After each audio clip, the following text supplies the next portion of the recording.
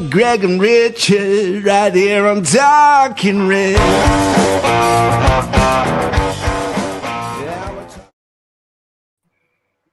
Hello and welcome to Talking Reds, a Nottingham Forest podcast, hosted by myself, Greg Oram, and my fellow Forest fanatic from across the Atlantic, Mr. Richard Spray. Just let your soul go. Just let it shine through. Just let your soul. I've got a bit old school, Richard. We're giving you a little bit of an intro, like we always used to. We kind of moved away from that for a little while. But I thought, you know what, I'll kind of like try and go back to some old times with one of my favourite bits. How you doing, Richard? Oh, great. Hey, it's that you can't go wrong with a little Coming to America in the intro there. So well done, man. Well done. You returned to glory. I said just before we came on air, because we've had a few gremlins, folks. Well, there'll be no more gremlins. Let's get started. Of course, halfway through the opening credits, my mic and my camera switched off. I'm thinking, oh God, here we go. So I'm back just in time. So if it dips off again, Richard's ready to kind of jump in and lead the way, I hope. Anyway, let's get ourselves underway. We are back with an episode of our special series where we meet a fellow Forest fan and put them in the hot seat for an hour's chat about our favourite club, Nottingham Forest. As usual, we'll spend a little bit of time getting to know our guest, who I can reveal is one of our USA-based expat Forest fans. And later on, they will reveal their own personal all-time Forest 11, as well as taking part in regular features such as the Lightning Round and, of course, Name That Grandmother. With all the noise around Forest and Ange Postecoglou at the moment, you can be sure that those topics are on the menu. So please do sit back and enjoy the One with Jamie Tatler. There's only one way to play football, that's on grass. And you give a colleague the ball. That's the commodity we work with. Robertson, the first time we've seen them attack them, and there's Francis! Well, that's what I wanted to see Robertson do. Stuart Pearce, who's coming at it from the other side, possesses a fearsome strike. Like that! A fantastic free kick from Nottingham Forest. And Pearce has done it again. Milenkovic is header! This one will count! Milenkovic scores again! Crossover towards the Yes! And the Swiss £35 million man heads in! This is the first corner for either team tonight. It's a good one, it's 2-1! And it's Igor Jesus again! Nottingham Forest!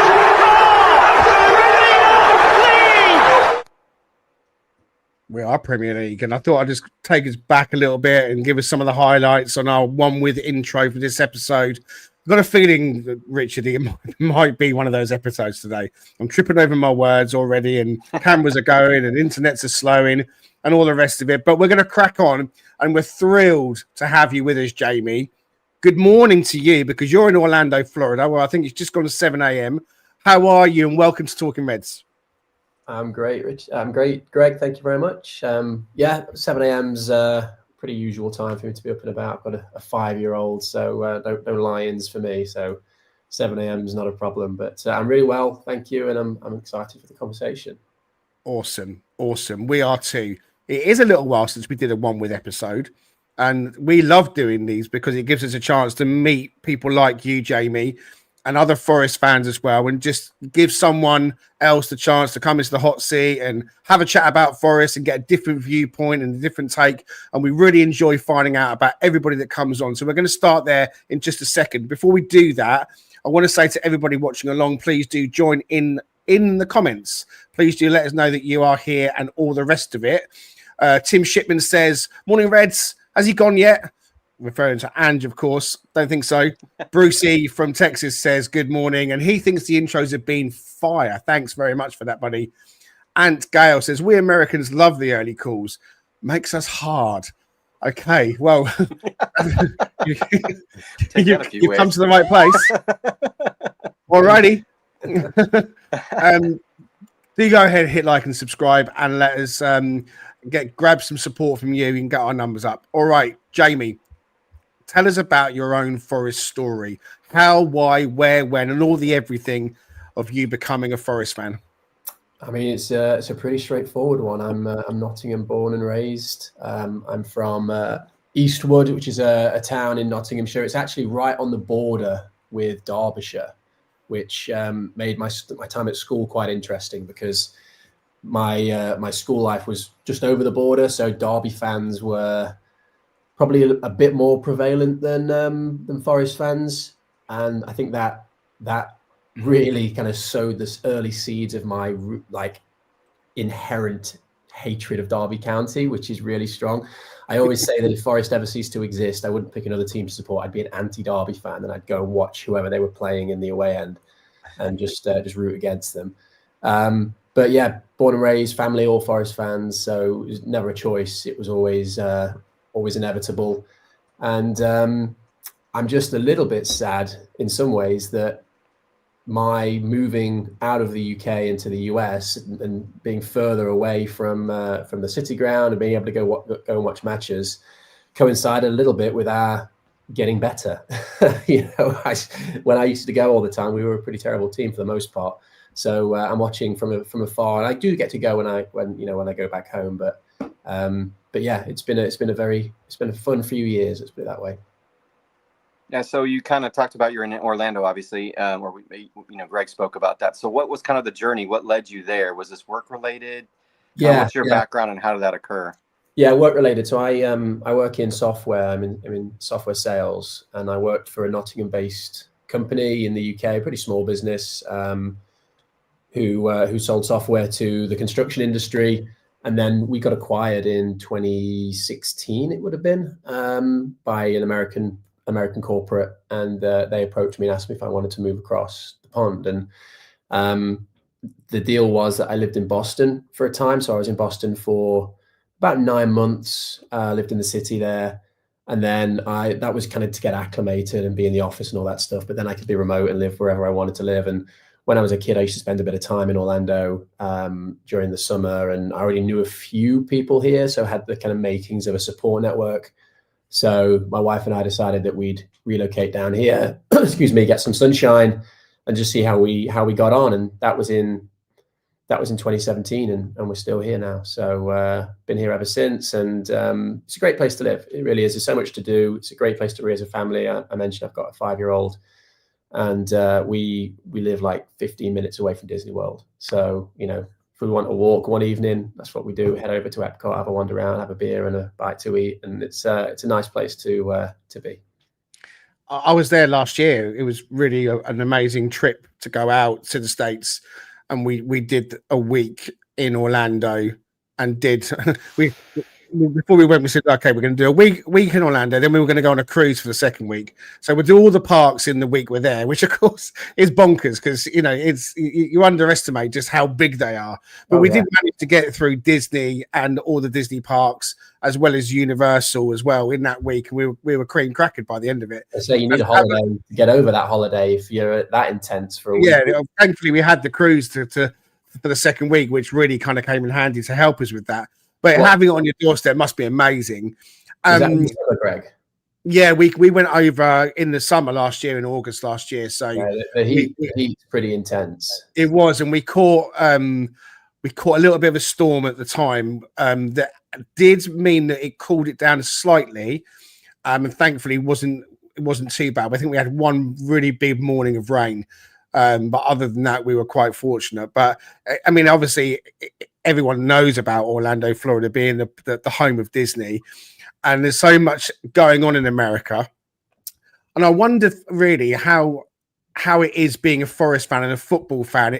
For you, we do speak to people based overseas, Forest fans it is, and I'm wondering, how do you personally find it following Forest from a different part of the world, from a different time zone, where football, or soccer as it's called in America, of course, is kind of down the food chain in terms of sports?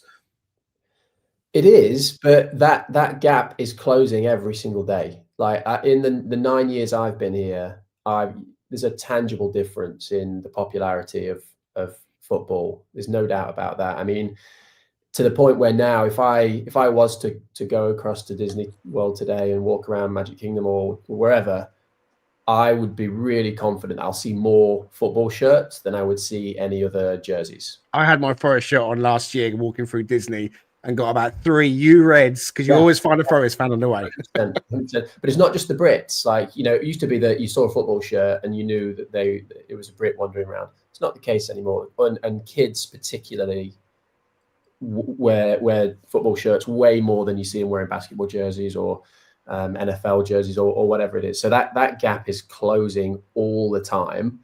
And from like an accessibility perspective, in terms of actually watching the games and stuff, I mean, it's better than the UK. There's no question about that. Particularly being a Premier League team, the coverage is really thorough. Every single game's televised. There's no 3 p.m. blackout over here, so we can watch those 3 p.m. kickoffs. And being part of, we've got a growing North American supporters community, which Richard's a part of as well. And there's some lively chat in the WhatsApp group that is on a daily basis. So there's always someone to talk to any time of the day. There's always opinions floating around. There's a really strong leadership of that community as well that organize meetups and trips. And we've got our own little local hub in Orlando as well. So I would say, 4 or 5 at least games a year we get together and watch in the pub downtown in Orlando. And we've got guys in Jacksonville who come over and guys in Tampa that come over.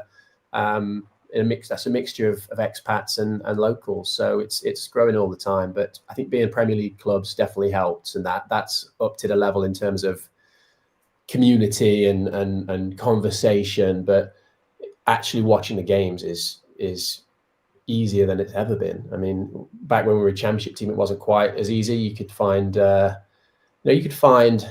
link somewhere, maybe sometimes if on the internet, if you knew where to look. But otherwise, you'd get the odd game on ESPN, who at that time had the championship games, but handful a year. But yeah, totally different ball game as a Premier League club.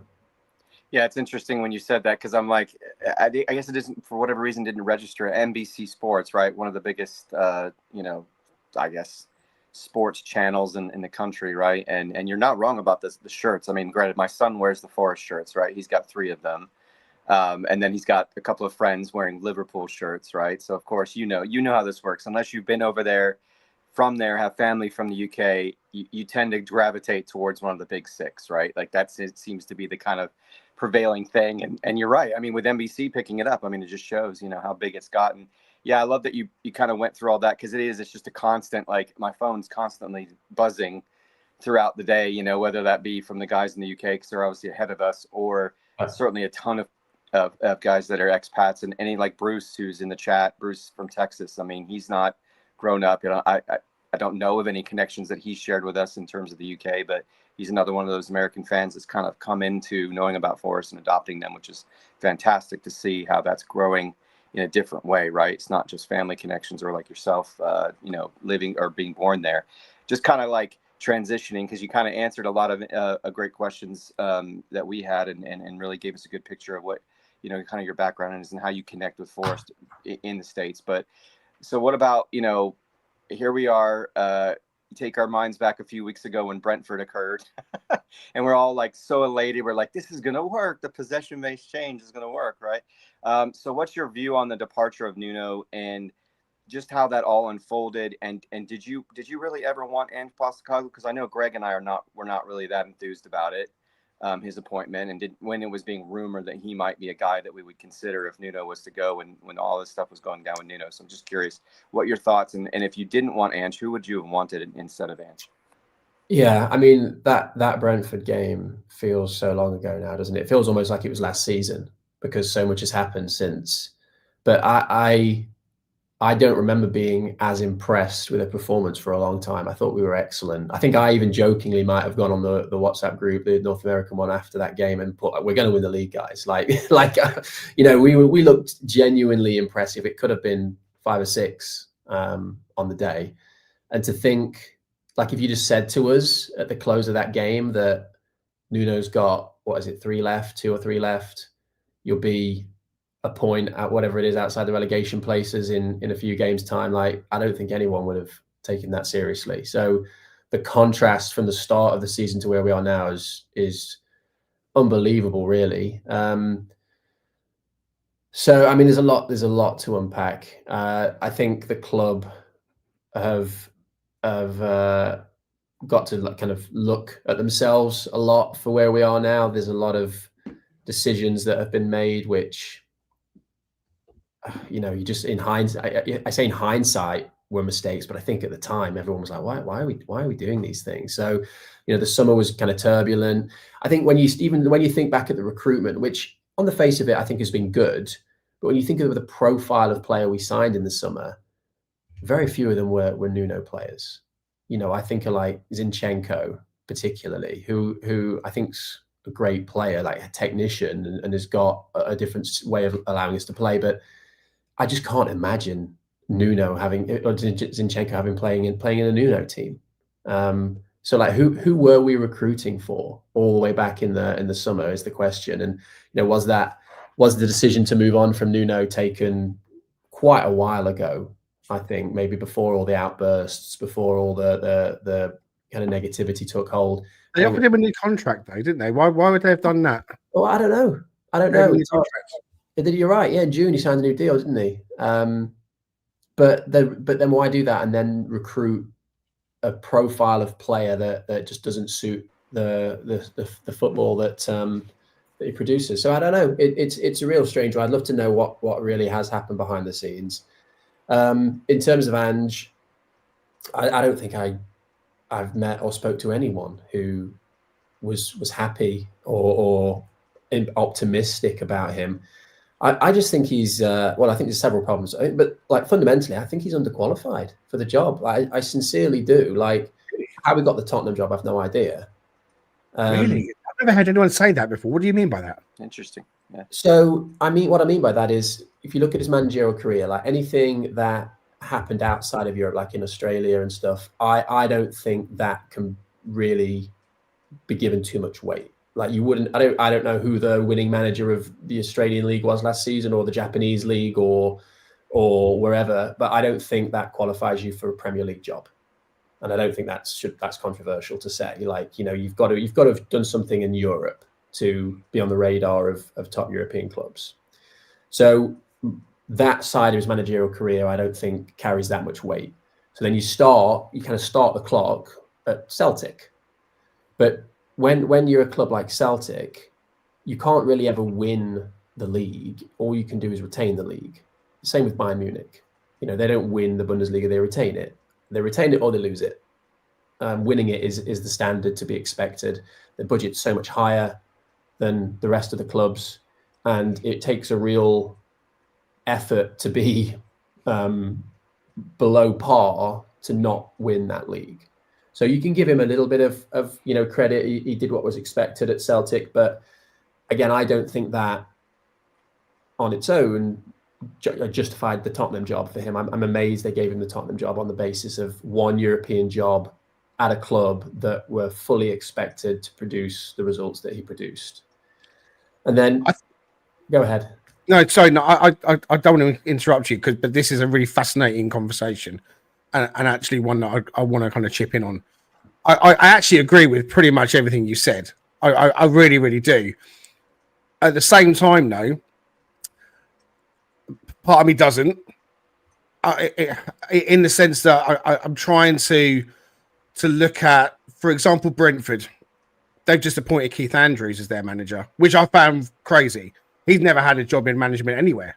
Yeah, but he's given a Premier League manager's job. I know that he was coming as their like set piece coach or something, but at the time I was like, well, what qualifies him to get the job there? And then you look at, I mean, it's an obvious thing. The answer to this is obvious. Why did Wayne Rooney and Steven Gerrard and Frank Lampard get jobs? They'd never managed before. They got given a job based on the fact that they were great players. I mean, it worked to a certain degree for Lampard, and he's at Coventry again. Gerrard's about to go back into Rangers after 2 failures, and Rooney's never going to manage again, in my opinion. But they still get given jobs. So I think what I'm trying to say is people get given jobs for different reasons, and football clubs are a bit bonkers, and owners of football clubs seem to be a bit bonkers as well. But what you said about Ange and Celtic is true. I mean, I could go and manage in Celtic and probably win the league. That's what I've always said. Yep. And so therefore it's hard to kind of push back, especially in the situation we're in now. I don't want to kind of get too much into the here and now situation with Ange. We are going to get into where we're at with him. But if you didn't want Ange then, because you felt he's underqualified, when Nuno was sacked, who did you have your eye on? Who would have been qualified for you to come in?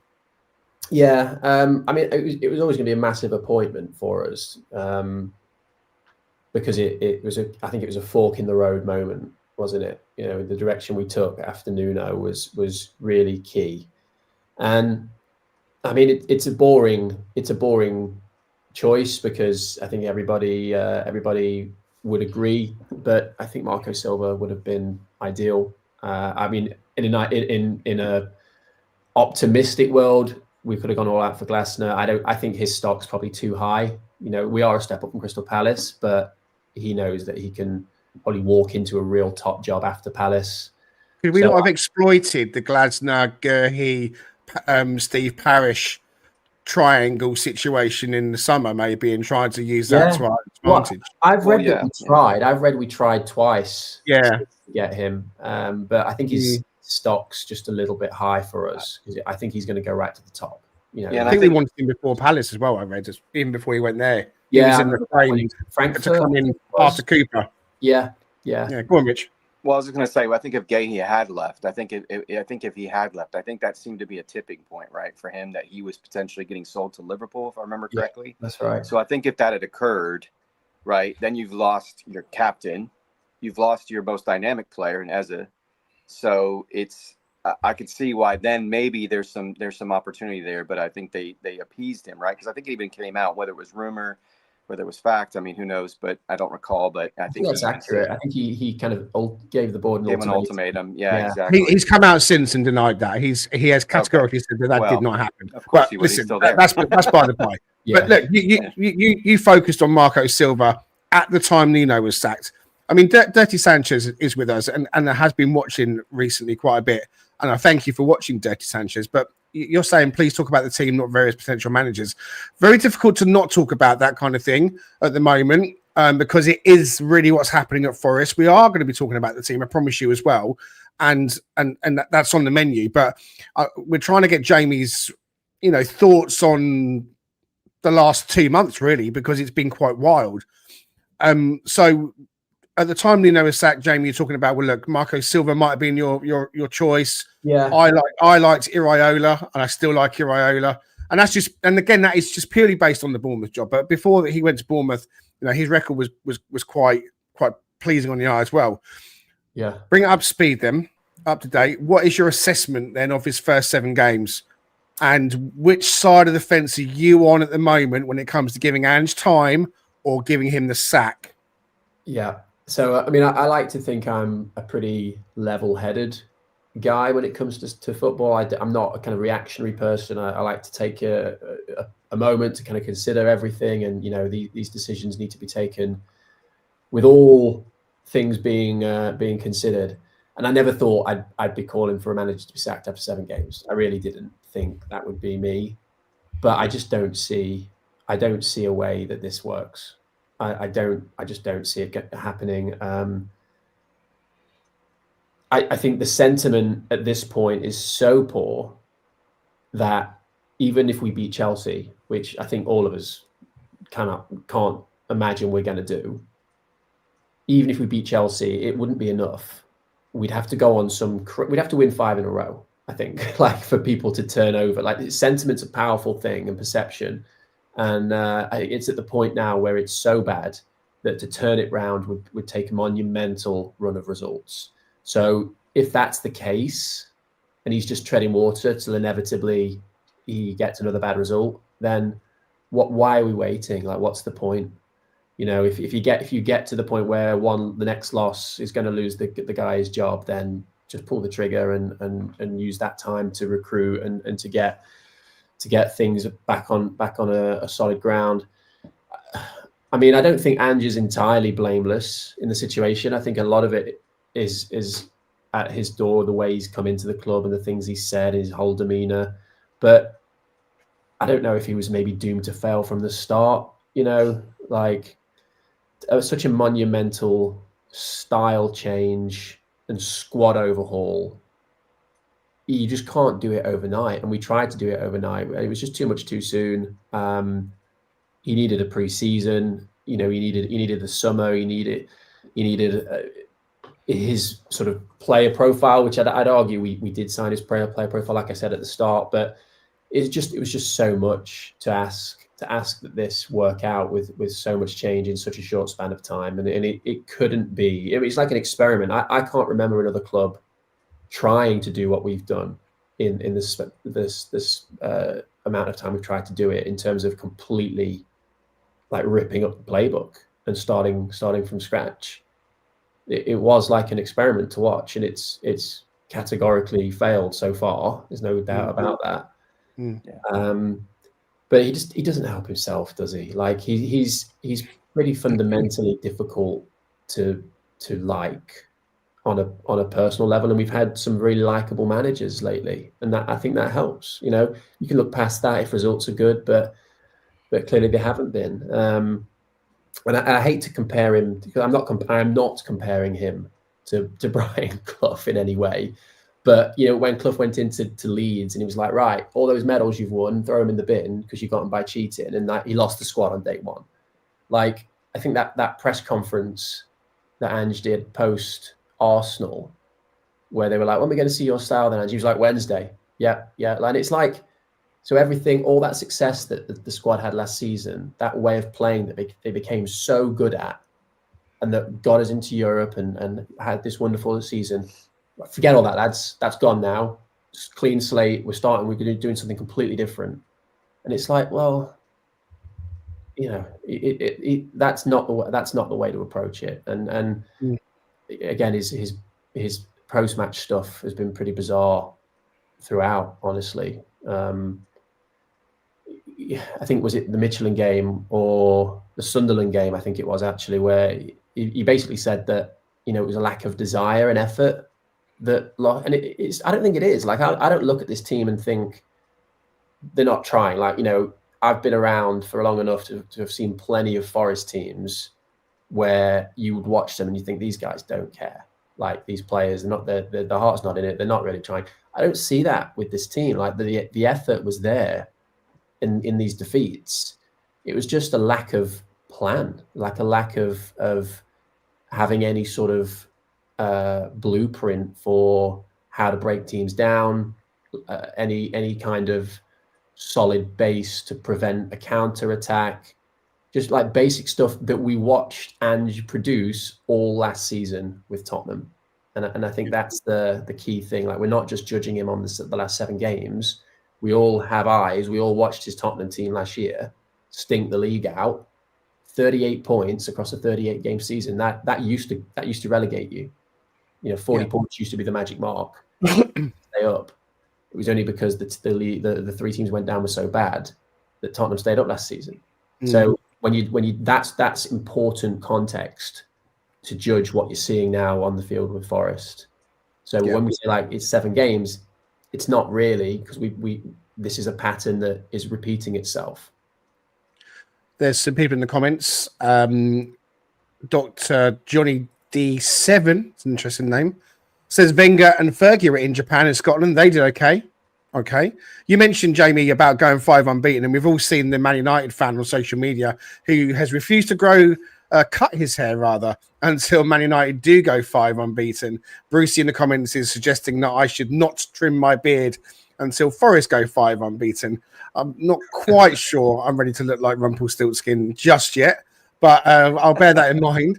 And Edward Y of Oz, I think this is one of Ange's fans, is calling you a Nuno apologist almost there. Jamie, I'm going to give you a chance to answer that. Yeah, I mean, I've barely spoken about Nuno. I mean, I actually think that, like, I can, like, we needed a change from that. Last season was wonderful, but I think we all recognise that we rode our luck a lot, and the underlying data. And I'm not an XG philosophist necessarily, but like the underlying data didn't support how well we did. And eventually that's going to catch up to you. And I think we start to see that towards the end of the season. So I don't think the style was sustainable under Nuno. It had its place last season. It did a job, but like I recognize we needed to upskill ourselves in certain areas, and whether Nuno could have produced that or not, I don't know. Like the Brentford game suggests that maybe he could have, because that was different. But like I understand, I think, why the club thought that maybe we needed a new manager to take us on to the next level. I remember it's a few years ago now, but when Southampton, they sacked Nigel Adkins after like a successful season and bought to bring in Pochettino. And at the time, no one could understand why. And that worked out well. And they just saw a chance to kind of level up. So like I get it. I totally get it. And whether Nuno could have produced that or not, I don't know. But I just think Ange was just a terrible choice. Well, and I think two things. One, I know we need to move on to the lightning round. Sorry, Greg. But the one thing I think you said is important to recognize is that he had not had to. I mean, this situation is going to be difficult for any manager coming in. I don't think it matters because you're, like you said, you're trying to make a 180-degree sort of shift to how you play football. And so the identity of each player suddenly is dissipating, right? Like they don't know what their identity is. They don't understand how to fit into. I mean, the only person I could say that probably is fitting into that, I mean, Sells is Sells. I mean, he's had a couple of moments, but for the most part, I mean, the last game he showed it again. The other piece is like, but Anderson, that's the other guy, right? He can put him in almost any team, and I think he can do exactly what he does. That's just the way he operates. But I would say as well with Nuno, I think the one thing you get with him is you get the dressing room consistency, you get the culture, you get that sort of vibe, that connectedness that occurs within that dressing room, and he can keep that going. I think he can keep that, that would still permeate the dressing room, even if there's some weird sort of transition sort of phase. Yes, it's a little bit of a denial of how he plays, how he wants his team to play if he's moving to more of a possession-based style. But you could see that potentially he could adapt a little bit, maybe over time, and try to find a middle ground with that, right, as he starts to get his players. But at least you knew him. You knew what he wanted from you. You knew his personality. You understand his leadership style. You understand his communication style. All those things remain. I mean, we deal with stuff like that, right? When you're in a job environment, Jamie, like you're in, I'm in, anyone's in, Greg as well. The known things about how you engage with people help, right? Bring stability. That at least he brings. Whether he could have ultimately shifted to a possession-based style or not, we won't know at this stage. But at least you would have gotten that. I mean, aside from all the stuff that was obviously out there in the stratosphere with his frustrations, but I mean, I think that's the only thing you could probably say. Yeah, he to cultivate that atmosphere with Nuno, he liked to do it with a very small squad and have a core group of players that he relied on. That was never going to work with a European season. So like he would have had to have broadened his squad base and his trusted circle, and whether he could do that, like, and keep that same motivation up and that same squad culture, who knows? So there were definitely question marks over him, and like I said, I understand as soon as the cracks started showing why the club decided to move on. I get it. I just think trying to do it and kind of throw everything out that we'd achieved and everything that had got us to this point and rip it all up and start from scratch in a totally different direction was asking for trouble. I agree with a lot of that. I will point out that Ange definitely had the players on his side at Spurs. That's been well documented. He was very well liked. But that doesn't always mean that as soon as you go to the next club that you're immediately going to be embraced. And you touched on Clough at Leeds, where he went into Leeds and as soon as he said the wrong thing, it all fell apart. He was completely loved at Derby. We remember that. They were going to go on strike for him and so on. So it doesn't always mean that you're going to be able to replicate that with a set of players wherever you go.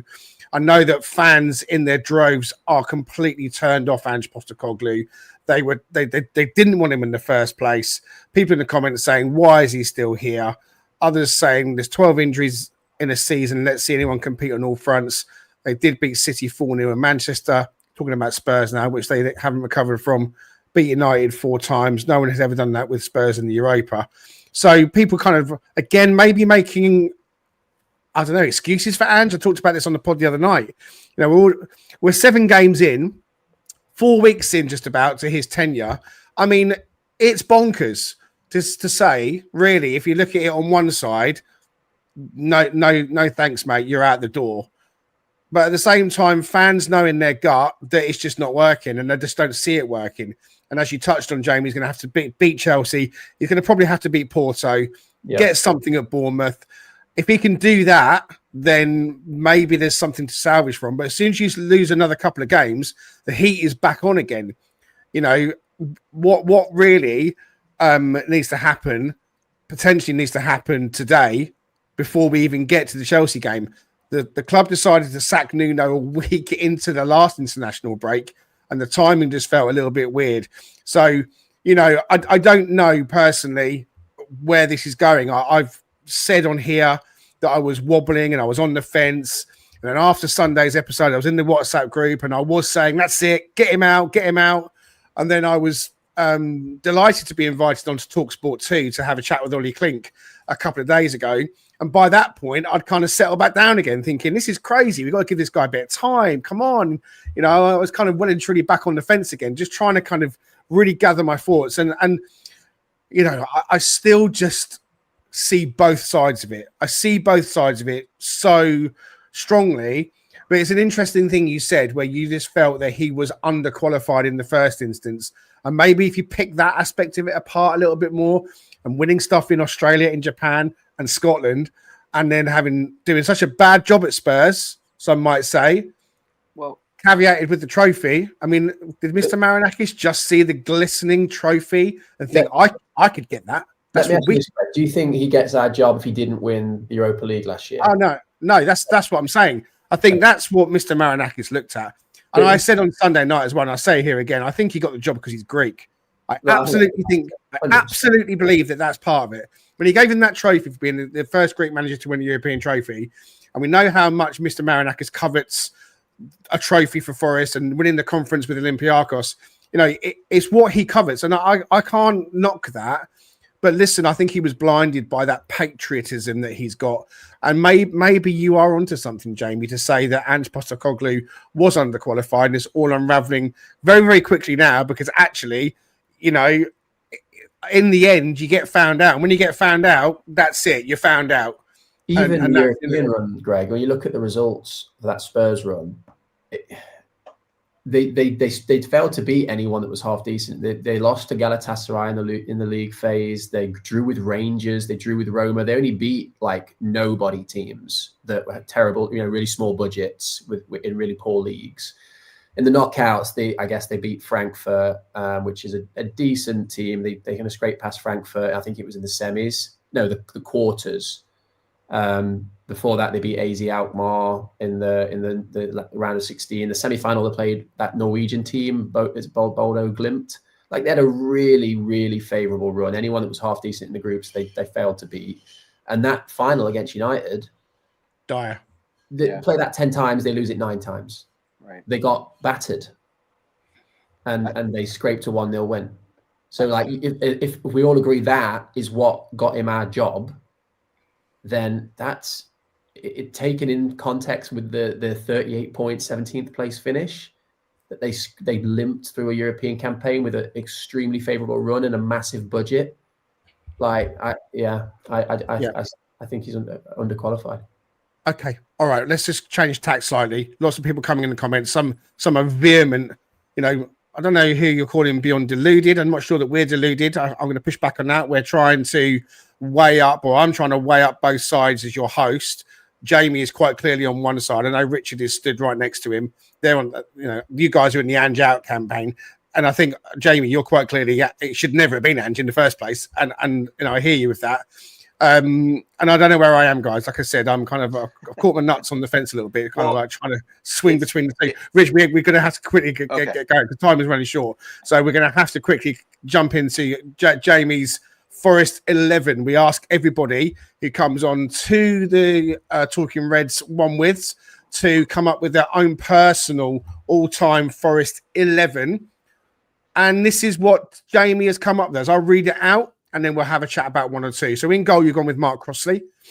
In your back four, because it's a 4-4-2, it looks like. Stuart Pearce and Jed Spence in the fullback area. Murillo, Michael Dawson at centre-back. In the midfield, 2, Radi Majewski and Chris Cohen. On the left, Andy Reid. On the right, Stevie Stone. And up top, Robbie Earnshaw with Stanley Victor Collymore. A fine team. There are no wrong answers when it comes to picking your own personal 11.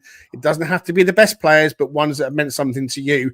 Why have you picked one of my favourite players, Radi Majewski? Oh, well, he was a little magician, wasn't he? That team under Billy that made the play. I remember that season he was just magnificent. I think he scored a hat trick. I think it was away at Crystal Palace. I always remember that goal where because Newcastle and West Brom that season were the two. I think it was Newcastle and West Brom, the two best teams in the league, and we went away to West Brom.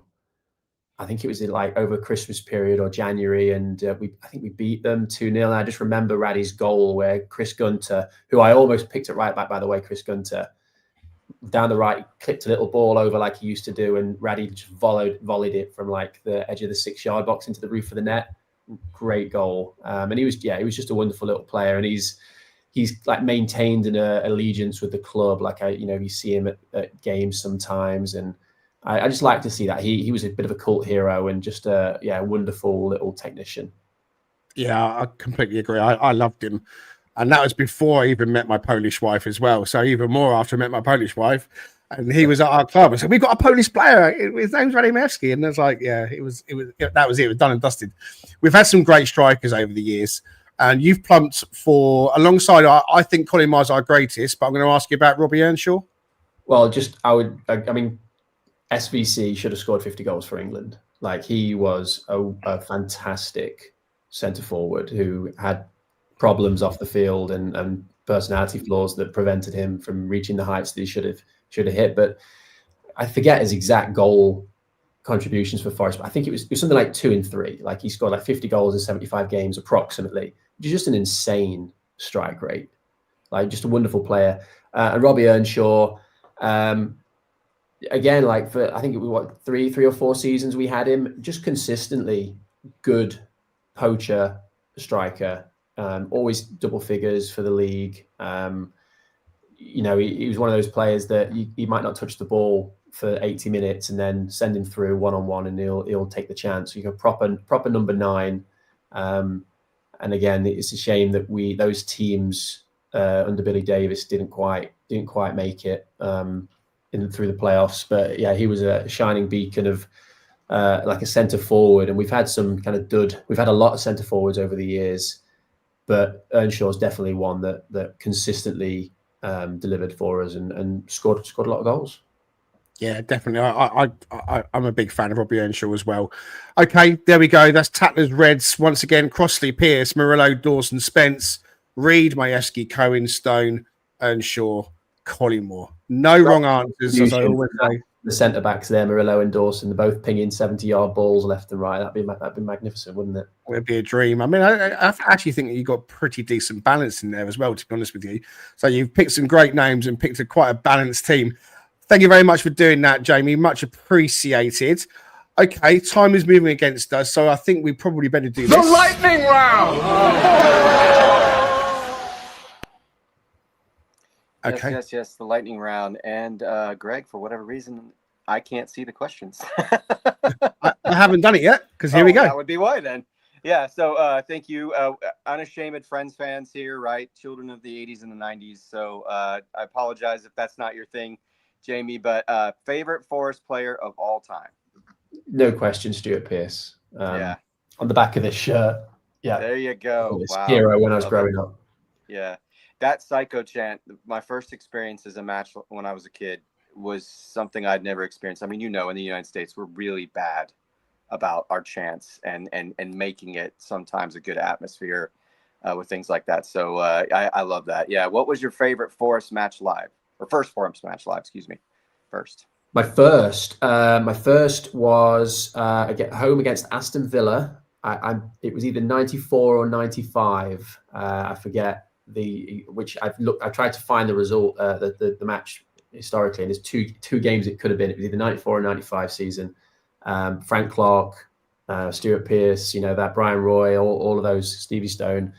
I sat up at Trent. Nice. Another manager got sacked when he was actually doing well.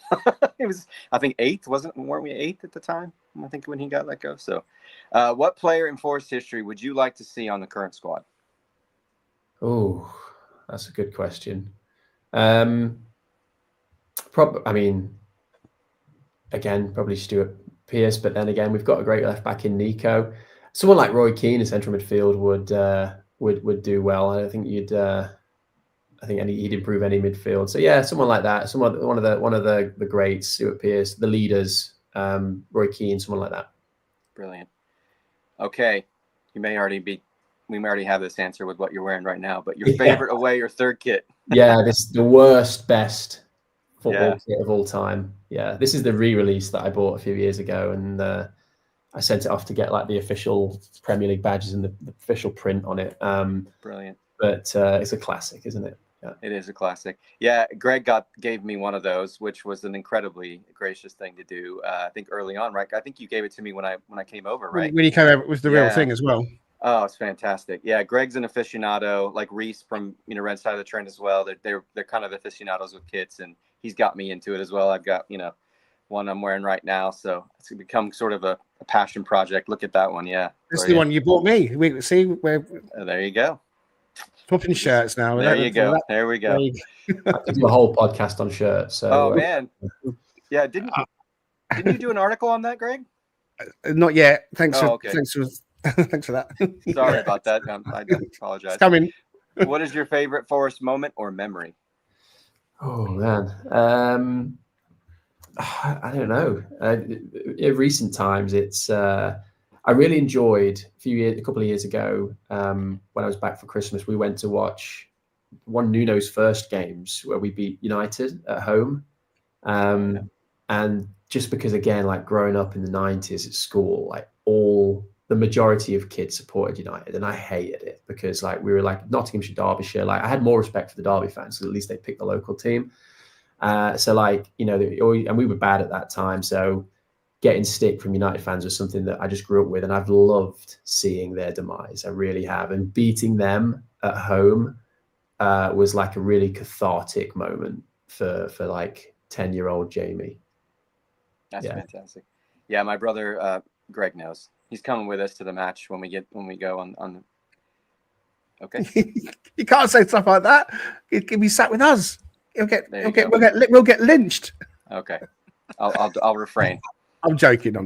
He won't. He'll be fine. But I hope he sits on his hands. Yeah. Yo, he's already told me he's wearing like a pullover doing something. He's not giving it away at all. He's going to be real quiet and very restrained. He'll be all right. There you go. Yeah, he struggled last season when we did the double over them. He was not doing well. Yeah, if you weren't okay, so I think you kind of alluded to this earlier. If you weren't a Forest fan, what club would you support? Yeah, I would be an anti-Derby fan. I would go when I was back home in the UK. I'd go to Prideless Park and I'd sit in the away end and I'd cheer whoever Derby were playing. Fantastic. Yeah. Can't argue with that, can you, Greg? Not at all. Yeah. Apart from Brian Clough, who is your favorite Forest manager? It's got to be Steve Cooper. I mean, the connection he built with the club and the community, he just reinvigorated us, and none of us would be sat here today without Steve Cooper. Special mention to Frank Clark. I really enjoyed. I used to like Frank Clark a lot, and that team made me fall in love with football and with Forest. But it's got to be Steve Cooper, hasn't it? I think it's interesting that I would disagree with that. Yeah, I think we used to have the question that said besides Cloughy or Cooper. We took that out, and then it was funny because a lot of people were saying Nuno because of everything that was going on last season when we did these one ways, right, Greg? I don't know if that would change now. Maybe it's shifted, but great answer. You can't argue with that. Forest could sign one player from a top six side, from a non-top six side rather. Who would it be? So you're talking Villa, potentially, Bournemouth. The traditional non-top six. Yeah, I understand. Yeah. Crystal Palace. Probably Mark Gahey, Crystal Palace. I think he's going right to the top. I've heard like Barca are looking at him like he's a top defender. Yeah. But would you play him ahead of Murillo? It's good. Well, yeah, good. I mean, it's a good point. We're pretty well stacked in central defence. Murillo, I've never been more convinced. Like the first ever time I watched him play, that he was just going to be an elite defender. Like, he's just wonderful, isn't he? So yeah, it's a good point. Maybe we're too stacked in that. But if we ever lost Murillo, he would be a great replacement. Oh yeah, expensive one. Whatever we paid, whatever we got from Murillo, we'd be giving right back to Crystal Palace probably. Yeah. Forest win the Premier. Oh gosh, this is horribly relevant at the given moment. Yeah. Forest win the Premier League, but are then relegated into the Championship for the next 25 years. Would you take it, Jamie Tatler? Maybe. Yeah, I think maybe I would, because the European Cup stuff always made us special. And even when we were in the wilderness for so long, we were a special football club because of that. And like, I think someone asked me something similar years ago. Like, would you give up the European club stuff to be like a stable mid-table Premier League team, like just a generic, Brighton or Bournemouth? And like, the answer is no, you wouldn't have done. Like, that made us special. And I think kind of same sentiment here, like winning the Premier League, that's forever, isn't it? So I probably would take that, but it's a horrible question. It is a horrible question. I agree. Well done. I majored in lightning rounds. All right. Jamie majored in lightning rounds. Thank you very much. Yeah, it's always tough when you're under the spot microscope a little bit with kind of what would you do and would you take this, would you take that? So thanks very much for taking part in the lightning round. Okay, we're going to kind of switch back to some more Forest chat, and some of the questions that we kind of preset. We have, to be fair, in answer to Dirty Sanchez earlier, kind of done the Ange Postecoglou conversation quite a bit now and talked about who we might want in at the point Nuno was sacked. I guess the question that might pop up in the next 10 minutes is who would we want when Ange is sacked? Not if he's sacked, but when he's sacked. So I don't want to spend too much on the kind of managerial thing so much at the moment. I want to kind of change tack and talk about the team. And Jamie, kind of ask you, who are you looking at in the team this season that you think has dropped off the most compared to last year in terms of their output, their performance? And it could be for different reasons. It could be because maybe style of play. It could be anything. I think I've mentioned on here that I think Nikola Milenkovic has dropped off, and he's my main man. But I still think he's just dropped off a little bit from the level he was at last season to where he's at now. Is there anyone that stands out for you that's done the same? I'd agree with you, Greg, a little bit there as well with Milenkovic, because he's not playing badly, but yeah, the how strong we were last season at defending set pieces. I think a lot of people attributed to Milenkovic, his organisation, because he came in. We were the worst team at defending set pieces. He came in, we became like the best team at defending set pieces. So the fact that we've become terrible at that again, rightly or wrongly, I think people are looking at Milenkovic and saying, well, where's that organisation gone? And maybe that's totally unfair, but I can see what you're saying. I don't think Gibbs White's been as bad as everybody says. Like, he's still he's still setting up some goals. Like the goals we've scored, I think he's got 2 or 3 assists. So his output's not terrible. He's not as involved, I guess, in games, like, but he's not playing in the middle as much. He's playing out wide a bit more. So maybe that's to be expected. He's not been great, don't get me wrong, but I don't think he's been quite as bad as people have been saying. I think you've got to look a little bit at Chris Wood. I love Chris Wood, but again, his finishing last season was like otherworldly. Like, he was never going to be able to maintain that conversion rate forever. But he's missing sitters now.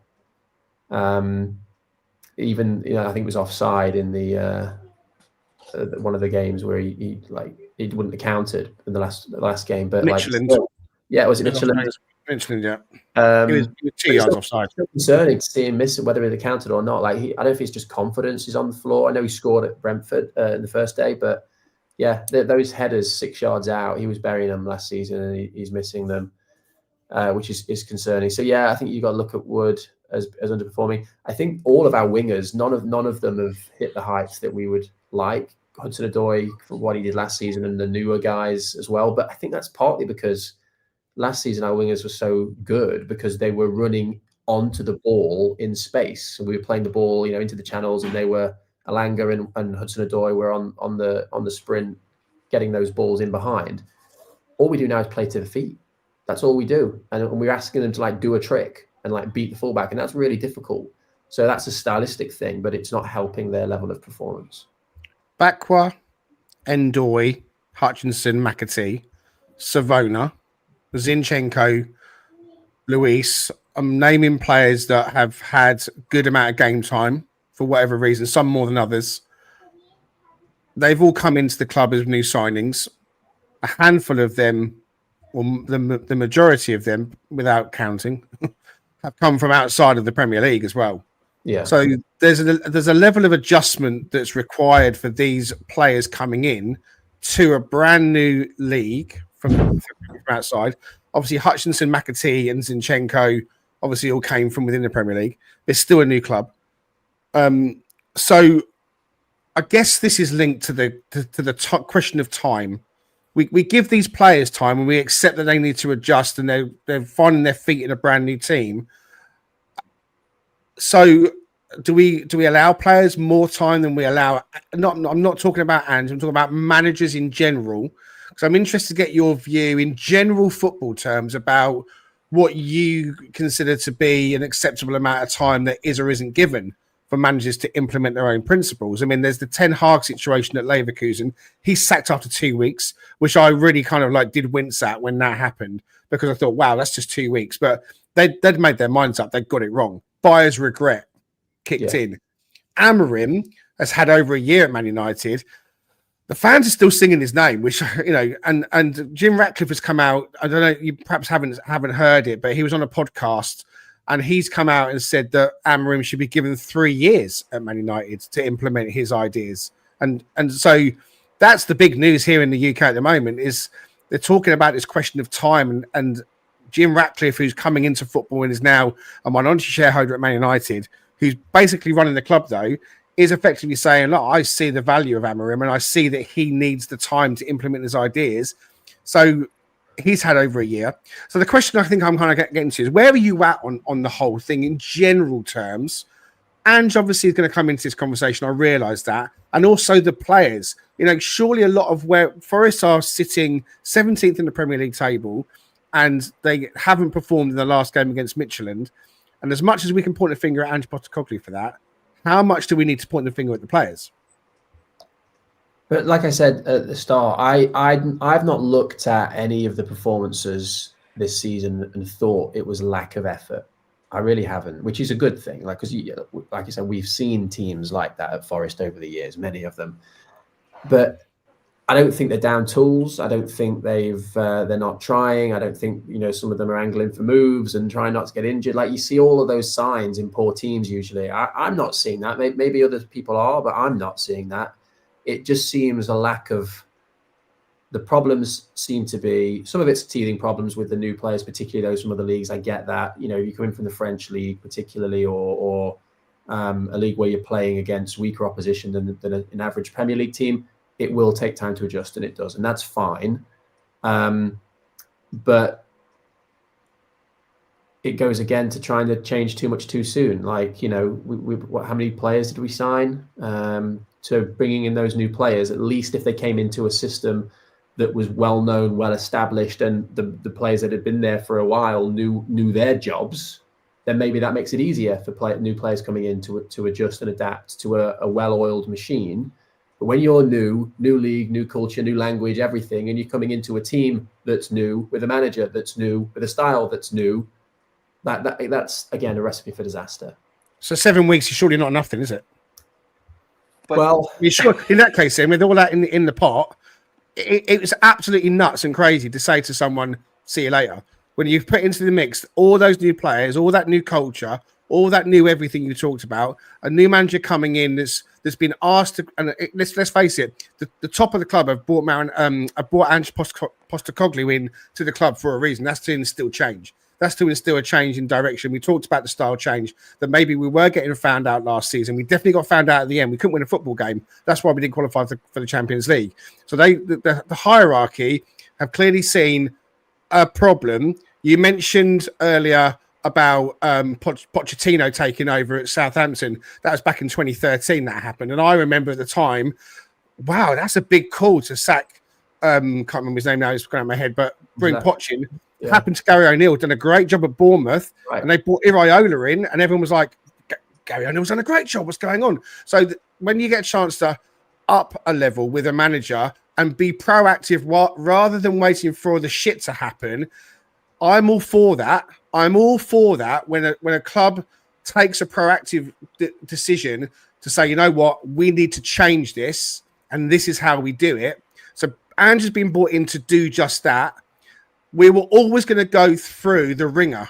We were always going to go through and suffer tough times. When any change happens, it's not a 5-minute job. It takes time. So I'm arguing for Ange now because I want to put that case forward with all those players that have come into the club being new, with the injuries that he has got. It sounds like an excuse, but it's a fact that there's no Zinchenko, there's no Luis, there's no Olaina, there's been no Murillo. They all make a difference to this team in a heartbeat. 7 weeks just isn't enough. Anyone who says 7 weeks is enough to sack him, you're nuts, surely. That's why I said at the start, I think he was maybe doomed to fail. Like we know he never had a chance because of the thing he walked into. Like maybe Ange could have been a success if he'd have taken a bit of time away from football after the Tottenham thing, because he looks knackered. Like the way he looked in the last weeks and months at Tottenham. Like he's irritated, he's irritable, like he's looking at the floor. Let's forget all of that. If maybe he needed a break, whatever. But if we'd have come into the club at the end of a season, been given the summer to implement his ideas, you can't implement change and new ideas to the level we're trying to do it when we're playing twice a week, every week. It's just not going to work. So I understand what you're saying. It does take time. We don't have time. This team, how many times have teams said they're too good to go down? Like, could you honestly, like, considering he got 38 points with a Tottenham team last season? Keeps you up this year. That'll keep you up this year. 38 points will keep you up this year. I don't know. I guess I'm kind of I'm all over this conversation because I think unless we actually get a real debate going on about it and get pushback on the things that we think, then we're not going to maybe really get to the nitty gritty of it. Because the truth is, Jamie, I agree with so much of what you're saying, and as I said, I'm on the fence, but I'm arguing strongly for the other side when I say that change takes time, and no matter who it is it a personality thing with Ange Postecoglou? Was he always up against it because people just don't like Ange? Would any other manager after 7 games be under the same pressure he's under? And also as well, Richard, I'm going to bring you in. I've got to say this. Let's look at the goals we've conceded. We haven't been caught in a break against Newcastle once. I know that the second half wasn't good. The first half was better, but one was a penalty. The Michelin game, I was there. It was horrific to concede those goals from set pieces. That's got to be sorted. We were the best in the league last year at set pieces. Now, for Ange to come in and all of a sudden be the worst blows my mind. It blows my mind that those players, I don't believe for a second that those players have been told, stop defending like you did last year. I don't believe that for a second. They would have been told, just do what you were doing last year. And I looked at the setup against Newcastle. There was still zonal marking. There was a tussle with Dan Burn, which was stupid, but there was still zonal marking the same way. So I'm just trying to pick apart and add context to all these games that he's been in. We were fantastic against Betis in the first half. We were really good in spells against Swansea. I know we're unravelled. We had really good moments against Burnley. So when you say, some people are saying too much change too quickly, I can't see a lot of change taking place. I can see changes happening, but I don't think we're playing gung-ho football with our players at the back line sitting 3/4 of the way out the pitch. I mean, am I wrong to say that, or am I completely off it? You want to come in, Rich? Well, I was just going to say 2 things. Firstly, you can't, to back to the resume conversation, he had players that he already knew, that already understood his system, that personality-wise he grasped and he was able to communicate with, because to your point, he kept the dressing room. He hadn't seemingly lost the dressing room. And when things didn't go right, he couldn't lift them out of it. As a manager, he couldn't motivate them to get better, to win games. He won the Europa, but as Jamie just said, there's some qualification of that, right? But that's irrelevant. Irrelevant. It's not irrelevant. It's not irrelevant. You know why? It is, though, because we're talking about him as a Forest manager. I am trying to do that. Yeah, I know, but what you're saying is like, well, last season, this, that, and the other. It's about his DNA and how he's made up to be able to motivate a team. I understand all the dynamics you're referencing, but here's the reality. Ask yourself the question, based off of what you've seen yet, and I understand all of the variations of things. It's hard, right? Any manager coming in, we can all say that 7 games doesn't feel like it's fair, right? But based off of what you know about him, because that's all you have to work off of, what you know about him and then what you've seen thus far, can he actually get us out of it? Do you think he has the capability based off of how he manages teams? I understand there's a lot of variables in this, right? And maybe it's completely unfair, but I'm not going to make decisions based off of unfairness and optics. I'm making decisions off of whether I'm going to get relegated or not get relegated. And if you don't think he can prevent that, then he needs to go. That's the way I look at it. It's that simple. Can he actually get us out of where we are? Can he put us in a position to do it? You've isolated all these different things, but there's little moments of what you just said that were threads in what Nuno was dealing with late last season and what we weren't doing well late last season. Some of which is on the players. I agree with you. You switch off and don't defend right. Is that really on Ange? Maybe because he's not training them hard. And as far as like the players versus managers debate, the reality is this. He chooses how much time they get on the pitch to acclimate. He makes those decisions versus he's a manager there all the time for all of the components of this. That's why I think there's a shorter threshold for a manager, because they are the ones driving the ship. They're the ones making all the decisions. So I don't know if you can really compare those things about time, fairness in terms of the amount of time we give players versus that, because they can't control always other than through their own play, but then they got to get given a chance to show something. Hutchinson being a prime example, right? So I get what you're saying. I'm just saying in terms of when Chris Aylmer asked me the question, and I fought against it just like you're doing now. He asked me one simple question. Do you see him getting us out of this? And I could not answer that question yet. Yes, I couldn't. And I keep coming back to that because I go back to how he dealt with Spurs last season. I go back to what I've seen thus far, and even changing and being more pragmatic. It just didn't create the result. And this is why I just lost Richard for a moment. This is why I flipped on Sunday when Russell Martin was sacked by Rangers. Jamie, I'm going to bring you in now. I could see from the outside looking in that it was never going to work for Russell Martin at Rangers. Exactly. The fans were never having him. And no matter what was happening, it was never going to work. I could see that. Yeah. And that kind of woke me up on Sunday night. And that's when I hit our WhatsApp group and I was right. It's not working and it's never going to work. Ange out. So as much for everyone listening and watching, I feel like my role here as the host is to try and be the devil's advocate and to make the arguments a certain way and try and elicit your response. I believe in a lot of what I said about Ange and giving him time, but I believe so much in the fact that it's not going to work either. So, Jamie, go on. It is unfair. Like you said, is it unfair to sack someone after 7 games? It's grossly unfair. It's a bizarre conversation to have. No manager should be being sacked after 7 games. It is totally unfair. I acknowledge all of those things, but it's the reality of the situation we're in now. And that's not entirely Nuno's fault. Not entirely Ange's fault because of what he walked into. I think he could have handled it a lot better, and he's not done himself any favors. But I just think this whole experiment, and it was an experiment. It was doomed to fail from the start, and that's not entirely his fault. But it's just a reality of the situation we're in. And if we want to salvage this season, I think it's inevitable. I really do. Okay. There's some passionate debate going on in the comments, which I absolutely love. There's people arguing on both sides of it. And you are not wrong to feel the way you're feeling, Forest fans. If you feel one way or the other, I don't think you're wrong. That's where I'm at. I think you can make strong arguments for giving Ange time, for saying, look, you know what, if it doesn't work in the end, then fine. But to make that call now, some are saying it's just crazy. It's never, ever going to work after 7 games. We were whiskers away really from beating Swansea, and he shouldn't have taken the Arsenal game. And that then is slimmed down to just 5 games. And the bet is all the everything. And then there are others are saying, like you and Richard and others, sack him now. It's not working. And as I just said, I could see Russell Martin was never going to work at Rangers. And the truth is here now as well. We are out of time nearly, so we're going to have to wrap things up. And we could go on and on and on talking about this. And it's very emotive. We love our club so much that it's very, very emotive. But we are going to have to start wrapping things up. But before we do that, my favourite bit's back. Name that grandmother. Jamie, you're probably thinking, what on earth is that? Name that grandmother. This is my quirky little section just to wrap things up. I'm going to come at you very, very fast. So get yourself ready for... Okay. Clear your mind and answer the first thing that comes into your head. Alrighty. All right. The first thing comes to your head. Marmite, love it or hate it? Hate it. How am I cooking your steak? Medium rare. What's your favourite cheese? Gouda. Ooh, what's the best sandwich? Manchego, sorry. Oh, what's the best sandwich?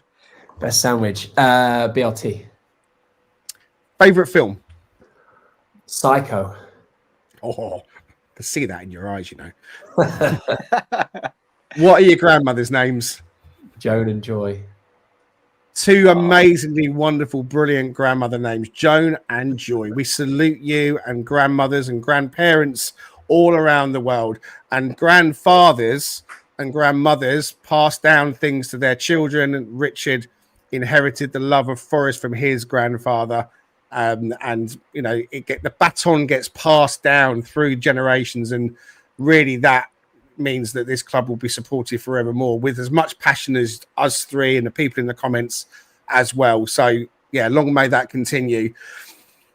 We're out of time, Jamie, and it's been a thrill. I do hope you'll consider coming back on to join us again at another time. Maybe we can try and grab you for a match review sometime in the near future. Absolutely, yeah. One thing's for sure is there's always something to talk about with Nottingham Forest Football Club. That's absolutely the case. Jamie, any closing thoughts anything you want to say to wrap things up on Forest? Just that it's not pleasant to talk about these things, and like I said, I never thought I would want a manager sacked after 7 games. I really didn't, and I still hope he turns it around. Like, we beat Chelsea, we beat Porto. Like, I will eat humble pie happily if this can shift. I just think we're running out of time for that to happen. Is all, and it's sad. Excellent. Thanks ever so much again, Jamie. Richard Spray in Oklahoma. Anything you want to add? Jamie's as consistent of a human being on screen and in hearing his voice as he is in his chats. Very sensible, very thoughtful guy. So we really appreciate you. Really appreciate your coming on, because it's great to have these guys that are in that NFFC NA group come on, because it's just cool to see all the different personalities and all the different folks that are kind of scattered throughout the world. I mean, we're big fans of Forest all over. You know, Chris Elmer's in our NFFC group. We've got Andrew Cove in there. I mean, plenty of people that we know that come on the pod. And it's just awesome to continue to retain that mantle until Chris and Matt can come back on their pod and talk more about Forest all over, right, officially, when they come back for their episodes. So I appreciate you greatly, Jamie, and grateful for the opportunity that we've had to meet you and get to know you and other people to do the same thing through our podcast. So thank you so much. Appreciate it. Thank you both. It's been a pleasure. Yeah, and we'll continue to champion Forest fans overseas. As Richard says, it's really important that you guys feel connected, and if this podcast helps to do that, then we're thrilled about that. Thank you so much for watching this episode, guys. We will be back soon with more Forest content for you. In the meantime, come on, you Reds.